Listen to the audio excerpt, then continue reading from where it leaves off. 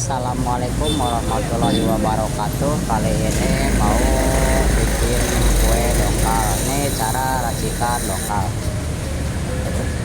Cara racikan lokal ya kayak gini ya guys. Jadi harus diaduk-aduk dulu benar-benar rata. Habis gitu siapin dulu buat tatakan kukusan. Cari kukusan yang bagus, yang lebih gede. Nah baru langsung taruh.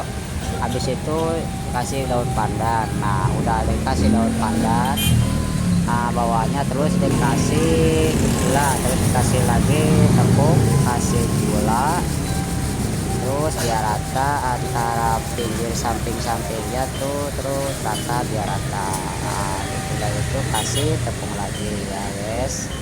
Terus jadi kisaran 3 centong. Nah, kasih gula lagi. Habis dikasih gula lagi langsung kasih tepung lagi 3 centong, sekarang berarti 5 centong gitu kan.